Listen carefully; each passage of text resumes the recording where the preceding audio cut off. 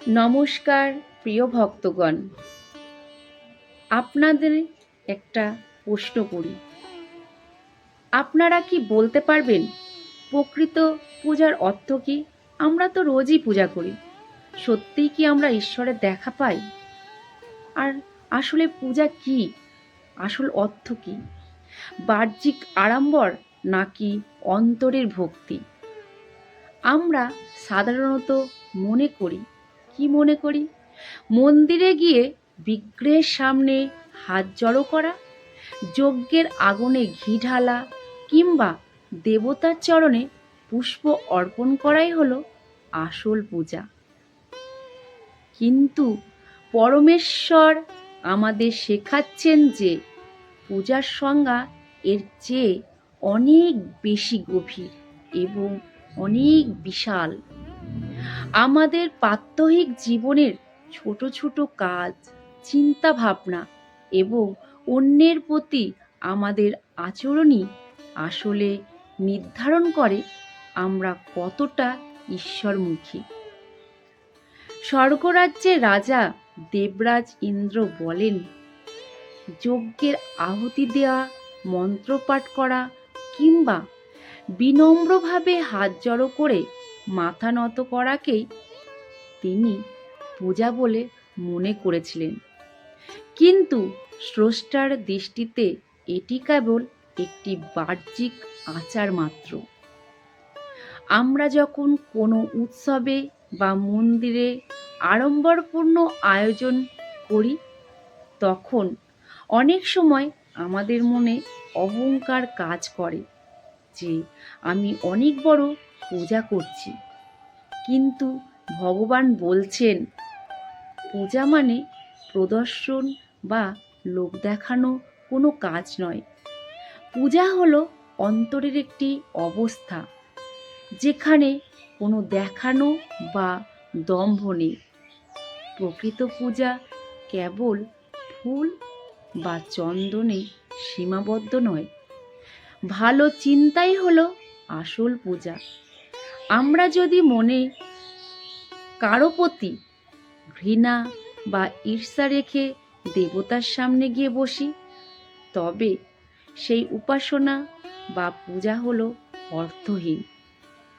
যখন আমাদের মনে অন্যের প্রতি শুভকামনা জাগে, যখন আমরা কলুষিত চিন্তা থেকে নিজেদের মুক্ত রাখি, তখনই আমাদের অস্তিত্ব একটি মন্দিরে গিয়ে পরিণত হয়। সৎকর্মের মাধ্যমে আমরা যখন জগতের উপকার করি, তখন প্রতিটি কর্মই হয়ে ওঠে এক একটি অর্ঘ্য। পূজা হলো পরোপকার এবং অন্যের সেবার অপর নাম। দেবতাদের তুষ্ট করাই সহজ পথ হলো তার সৃষ্টিকে ভালোবাসা। কোনো আর্ত মানুষের সেবা করা না, ক্ষুধার্তকে অন্ন দেয়া বা বিপদে কারো পাশে দাঁড়ানো, এগুলোই হলো ঈশ্বর আরাধনার শ্রেষ্ঠ পদ্ধতি। উপনিষদেও বলা হয়েছে, জীবসেবা শিবসেবা, অর্থাৎ জীবের মধ্যে যে প্রাণশক্তি বিরাজমান, তা ঈশ্বরেরই অংশ। তাই সৃষ্টি সেবা করলেই স্রষ্টাকে পাওয়া যায়। আমরা অধিকাংশ সময় নিজের উন্নতির জন্য বা নিজের পরিবারের সুখের জন্য প্রার্থনা করি, কিন্তু শ্রীকৃষ্ণ বাণী আমাদের এক বৃহত্তর সত্যের সাথে পরিচয় করিয়ে দেয়। পূজা মানে কেবল নিজের জন্য বাঁচা নয়, বরং নিজের চারপাশে থাকা পুরো জগতের মঙ্গলের জন্য বাঁচা। যখন আমাদের প্রার্থনায় আমির বদলে আমরা শব্দটা প্রাধান্য পাই এবং যখন আমরা সমগ্র বিশ্বব্রহ্মাণ্ডের সুখ ও শান্তি কামনা করি, তখনই সেই প্রার্থনা সার্থক হয়। কেবল নিজের কথা ভাবা হলো সংকীর্ণতা, আর সবার কথা ভাবা হলো আধ্যাত্মিকতা। সবচেয়ে হৃদয়স্পর্শী অংশ হলো অন্যের যন্ত্রণায় নিজে কেঁদে ওঠাই হলো প্রকৃত পূজা।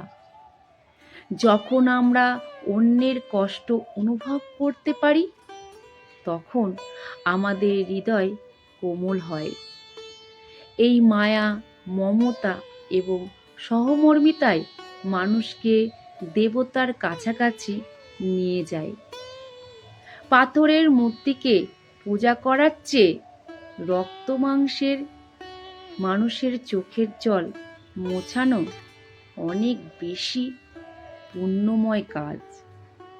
যদি কারো কষ্ট দেখে আপনার হৃদয়ে ব্যথা লাগে, তবে বুঝে নিন আপনার অন্তরে ঈশ্বর জেগে আছেন।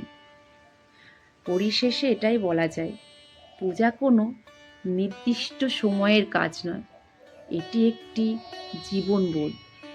আমরা কিভাবে কথা বলছি, কার সাথে কেমন ব্যবহার করছি এবং কতটা নিঃস্বার্থভাবে কাজ করছি, তার উপর ভিত্তি করেই আমাদের ভক্তি পরিমাপ করা যায়।